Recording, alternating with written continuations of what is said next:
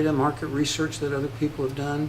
A lot of this kind of stuff you can get from a library. So if you're a member of a public library, they usually have access to databases that you can get this kind of information from. Tremendous amount of free and publicly available information. The third aspect or component to the feasibility analysis is the financial feasibility analysis.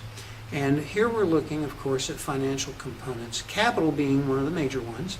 And we're really trying to answer the question of, do we have enough capital to get us through to the point where the business is going to cash flow? That's the main reason that you raise funds initially, is to get the business started and get it to the point where you're going to have positive cash flow that can sustain the business. Then the next thing that you want to know is that positive cash flow going to be not only enough to sustain the business, but to help the business grow rapidly enough to achieve your longer term goals? And then finally, is it going to provide a return on investment?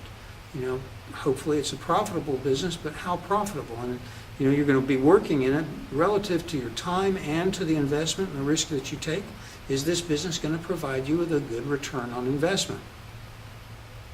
So overall, we're trying to determine whether we should get in the business, whether we can succeed in the business, how do we succeed when we get into the business, what is it that we did, in other words, we implemented the business, we're going to measure the results, and then would we and should we continue in the business. So the should we is, does it fit our vision and mission? The can we is, do we have adequate resources to achieve our goals? The how do we is the business plan, the implementation steps. The did we is, did we achieve our goals? This is the measurement of making sure that you're hitting the milestones and the objectives towards achieving your goals.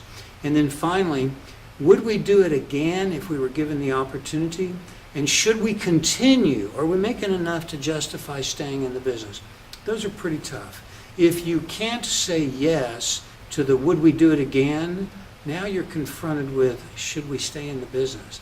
And one of the biggest challenges that a lot of entrepreneurs have to deal with is they get into business and the business succeeds well enough to where they don't want to shut it down because they have hope that it will get better, but it doesn't achieve significant enough positive cash flow to allow them to grow the business like they think and believe that it should.